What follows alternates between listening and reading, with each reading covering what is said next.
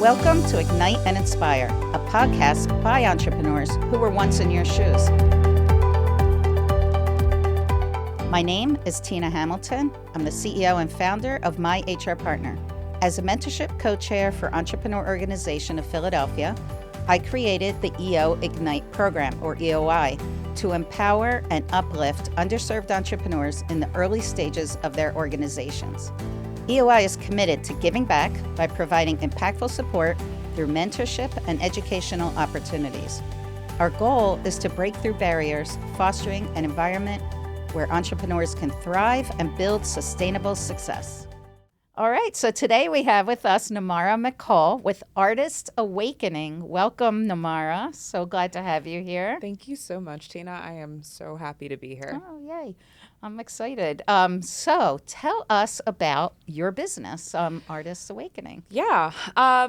Wow. Where to start? Artist Awakening is a education and mentoring platform for artists and creatives who are honestly looking for their first start. And that first start could look like they've never picked up an instrument before. They've never picked up a camera before, or they're ready to just make a pivot and they just had a lot of imposter syndrome and they're ready to make the step and step into that light and really understand what it is to be an artist authentically and not just be a content creator, because we have so many of those, these days. But I lean in and make sure that we are creating art and making beautiful things. So tell me about, how do you define an artist? Because there's lots of types of artists. Yes, right? exactly. Yeah. And that is what I lean into. So art is always one of my favorite conversations. It doesn't matter whether we're talking about structures, interior design, poetry,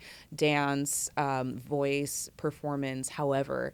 But art is the expression of your internal ideas and your ability to make them a reality. That is how I define artistry, and specifically the ones that people come and pay money to experience, whatever it is that you've done. One of the things that I lean into when I explain artistry and how you will determine yourself as an artist is that if you find yourself constantly creating new things just out of your ideas and you're curious about it and you follow it and people just want to watch and talk about it, you're probably an artist.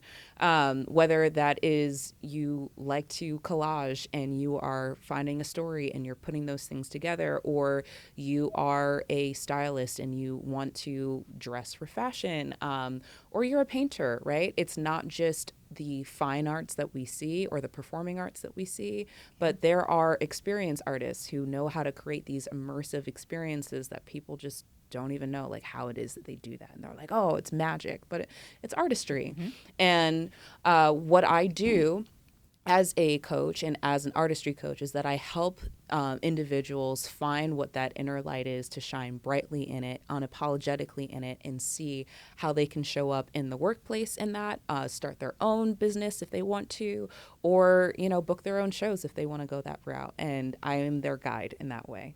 Oh, that's fascinating. So give us an idea, can you give us an idea of maybe somebody you've worked with or Yeah. something you've done? Yeah.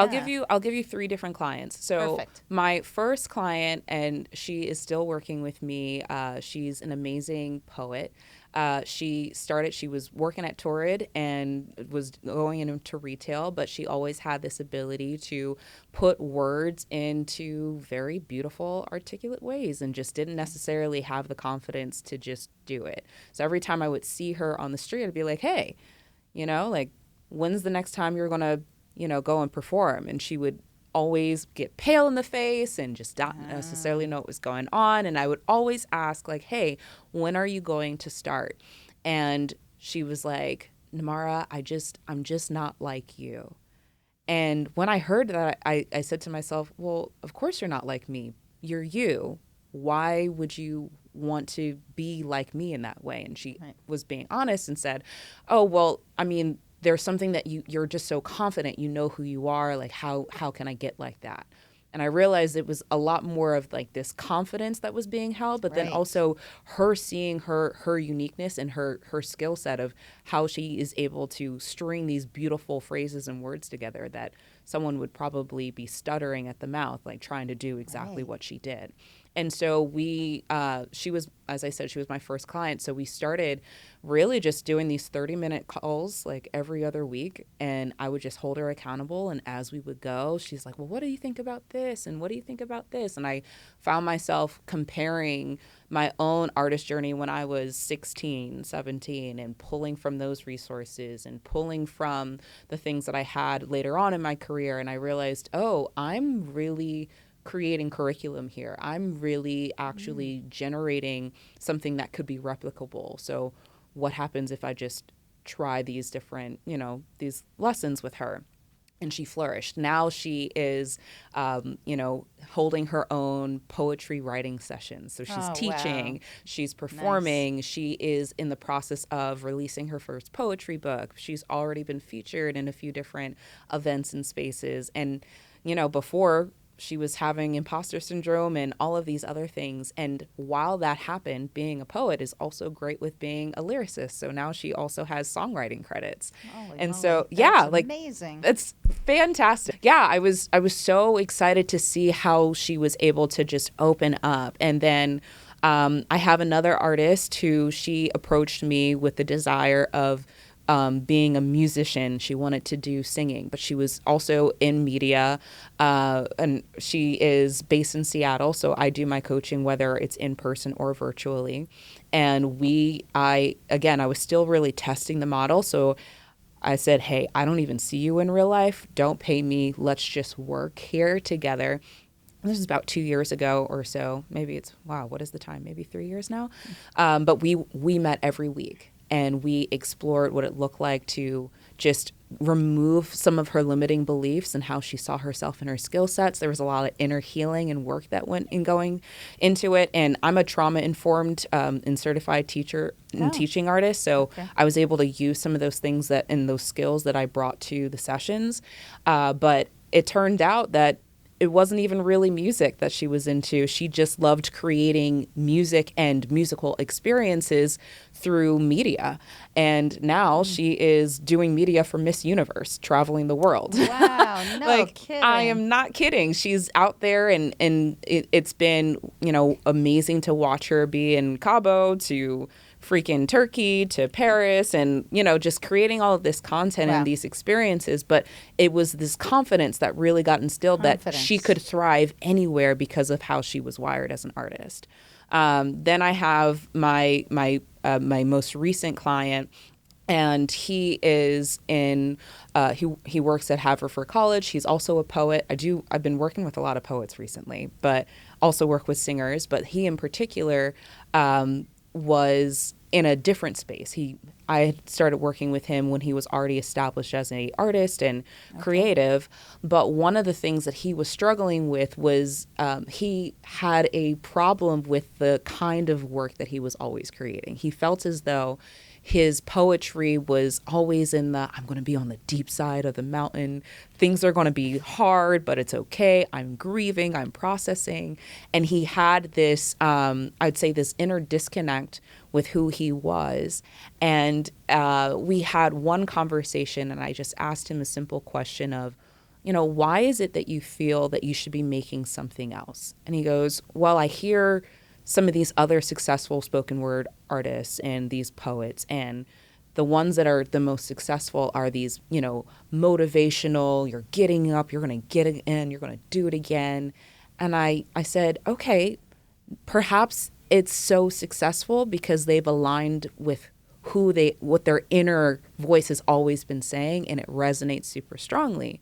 And if you accept where you are and where you are in your work, maybe something else would shift. And as soon as we had that conversation, he made this pivot of really owning fully what his style is and his voicing was.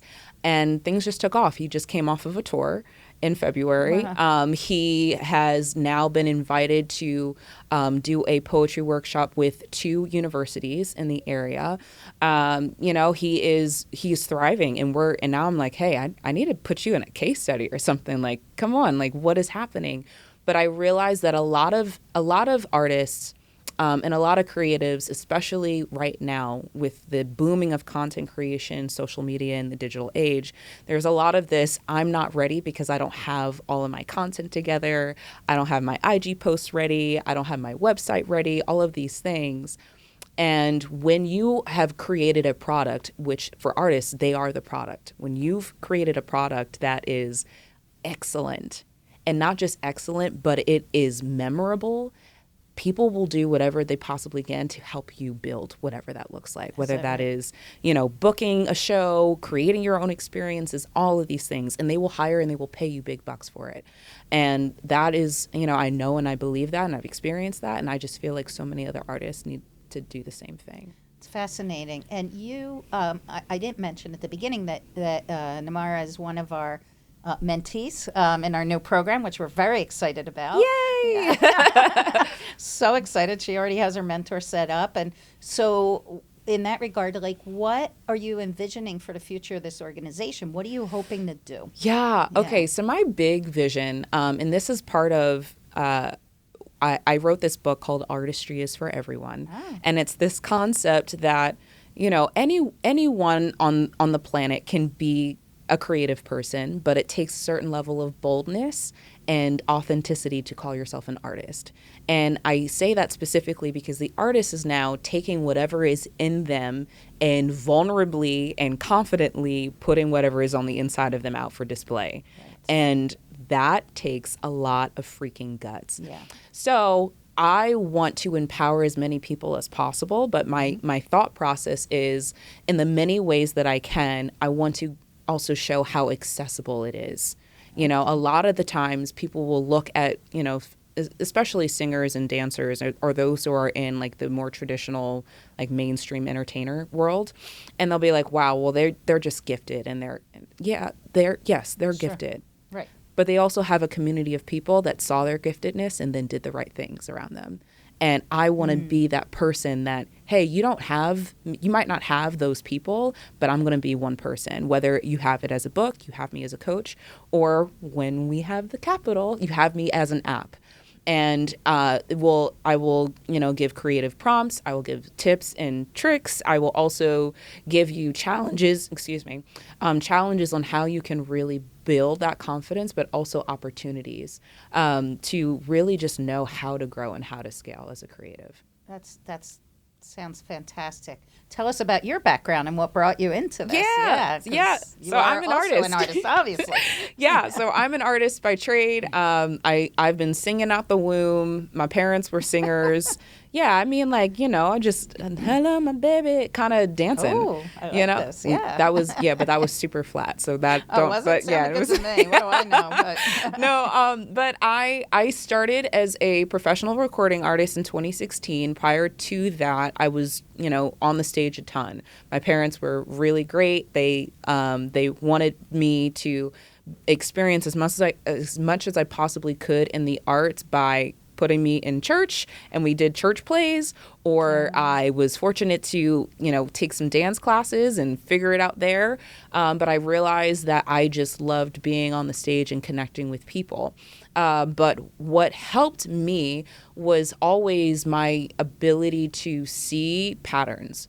And in that, and what I mean by that, I would go to an audition and I'd say, oh, okay, so I have to make sure that I have enough energy to not just do the thing, but then talk to people afterwards. Otherwise, they're not going to think that I can handle this role. And it didn't matter whether I was going to an interview or for a show or for an audition. I understood, okay, I've got to regulate something and come up with a system for myself. And that always, I would come up with different systems for creating shows and creating set lists and how to even write a song and how to, set up a booking thing. And I just found myself being able to see structures and trying to create that for, myself and others around me. And so fast forward to like 2018, 2019, I had moved back from upstate New York. I was studying music and integrated marketing and communications at Ithaca College. And I moved back and was collaborating with a lot of artists in the city, and found myself, again, being frustrated with, wow, there are a lot of creative people who just don't know how really dope they are because they've either been jaded in some kind of way, or they're comfortable in their own little circle, or for whatever reason. And maybe it's the social activist in me or whatever, but I was just like, I got to do something about this. Yeah. And so in 2020, my boyfriend at the time, who's now my husband, love you, babe, we got together and came up with this online conference, because it was in the height of COVID. We couldn't really go out anywhere, and called it Day a Tribe. Yeah. So we did these virtual meetups where artists all over the city of Philadelphia could talk about how to produce better music, and what did it look like to, have great mental health in the arts and entertainment industry, because it is hard out there, to, some dance classes and movement. And then we ended the whole week with a virtual concert. And I'm thinking, wow, that was so fun, but super exhausting. I never want to do that again by myself. But what can I do to kind of like, keep this moving forward? And so even though I would get booked for shows and perform, I would always get these questions of like, how can I collaborate with other people? So I was not just a singer and songwriter. I always, at the end of the day, I call it like creative midwifing. Like, how can I help you birth whatever it is that you've got going on? Right. And so, yeah, that's kind of my backstory in a nutshell. You're like a professional mentor in a way for artists, right? Yeah. And it's so interesting because you're an entrepreneur, obviously. Yeah. And what you're doing is perfectly aligned with being an entrepreneur, right? Many entrepreneurs, I'm sure you've had people come to you. I know I've had people come to me all the time and say, how did you start your business? I want to start a business. How do you do that? And the funny thing is, just this week, somebody asked me that. They said, I could never do that. I said, well, you actually could. It's just taking that first step. And we actually had that conversation with the last Toulouse that was just on taping. And that confidence that people that don't do it don't have. So how do you, I'm very curious about how do you give somebody confidence? Because that is a hard thing if somebody doesn't already have it. And you obviously are a person that had it. It sounds like maybe, and correct me if I'm wrong, and please do, maybe your parents helped you with that because they were putting you on stages and getting you out there, and I think that probably helped you to some extent. That's a great question. I am very much so risk-oriented. I jumped out of a plane for fun, okay? Risk-oriented. I enjoy the feeling that it hits my body to just get the adrenaline of, okay, let's go and do this thing that you've never done before. We're going to figure it out. You're probably going to fail. You're probably going to look crazy, but it'll be great for a story later. And that's always been who I am as a person. Okay. Sometimes even to my own detriment. And I have so many stories I'll tell you later. Yeah. But can't wait. But what I will say is my mom helped really plant that seed. And it started with theater. When I was younger, I was not actually as talkative as you'd think I would be. I was known to sit and stare and watch people, and my sister was the talker. Actually, in elementary school, they thought that I had some kind of learning disability, and they were thinking of putting me in one of the remedial classes because communicating with people was that difficult for me. And so she thought, putting me in dance classes might pull that out. And she was right.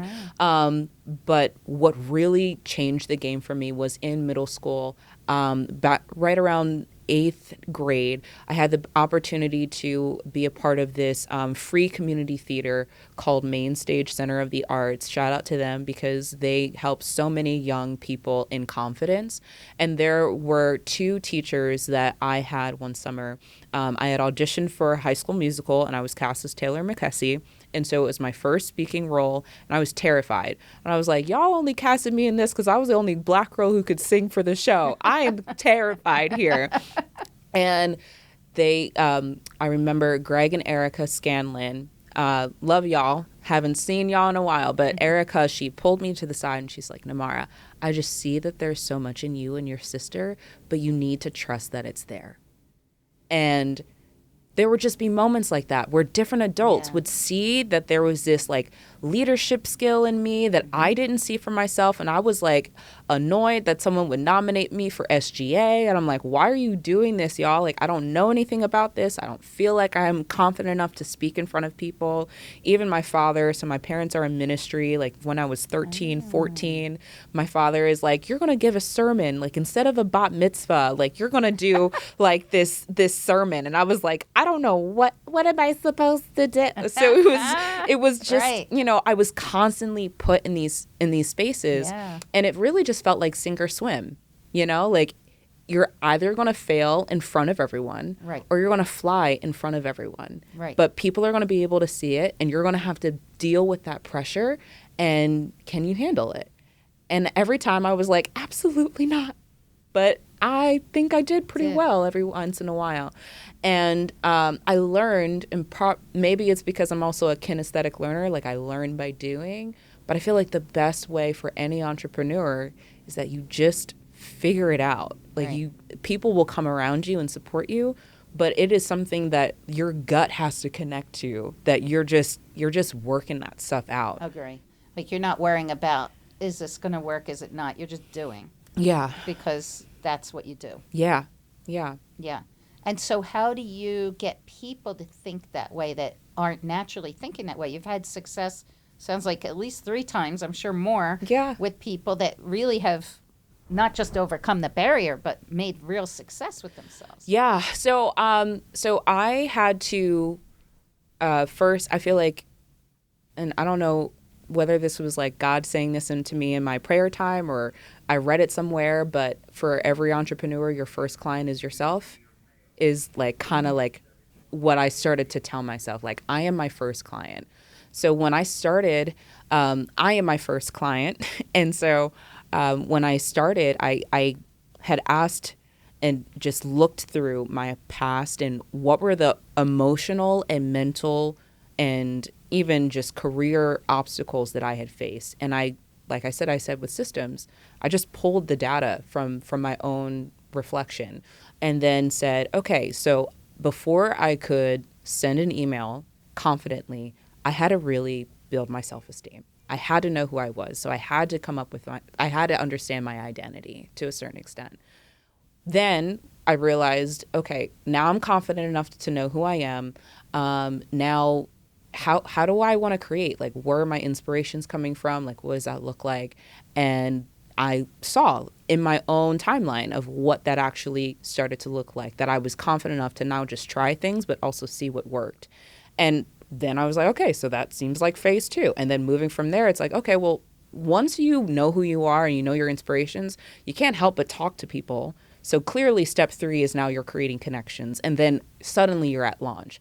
And once I realized, okay, these are the steps, this is the process, at least for me, that I can now teach to you, it sounds to them like, oh, okay, like these are really great concepts and steps for me that even if I don't have the confidence yet, I can grow there because I'm spending intentional time.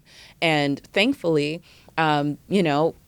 most of my clients have been really willing and open. And I think that that's the biggest thing. And then the other aspect for the confidence, and I really pride myself in this, where I say I do and I teach, because I don't just want to be someone that's guiding someone without actual history and battle scars. Mm-hmm. I'm going to be sharing with you the things that I am actively doing right now in the industry, and you have access to that. And there's a certain level of confidence that automatically comes to a client, a student, whoever, because they're not coming from a deficit of I don't have now.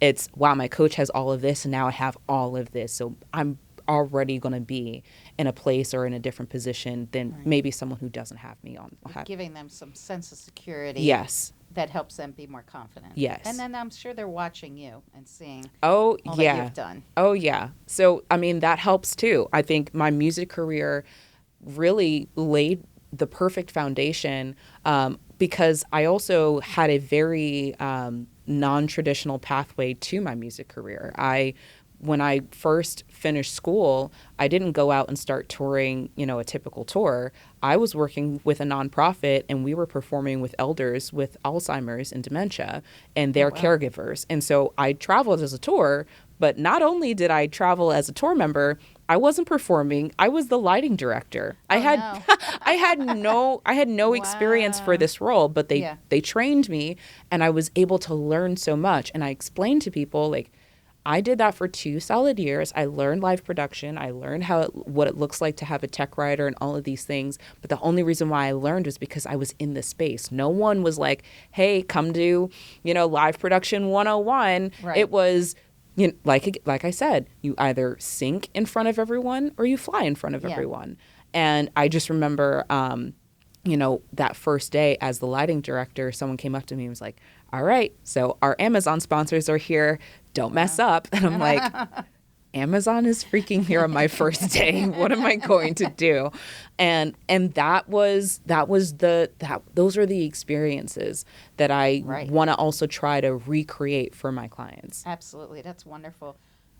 You shared a fun fact with me that I'd love for you to talk for a moment. It's a great way to wrap it up. Yeah. You recently were able to attend the Grammys. Yes. That is so exciting. Yes. Love to hear about that. Any stars that you saw? Yeah, I saw a bunch of stars. I saw Dua Lipa. I saw Beyonce, Taylor Swift. I saw it was great. They were all there. So all of the people were there. That must have been great. Yeah, it was. I learned so much. But one of the things that I was super grateful for is that I wasn't just going to the Grammys now and no one was there witnessing. I had all of my clients there, or not there, but in my community saying, wow, like that's my coach. But also I'd said, you can literally be here next year if you really want to, if you really work hard.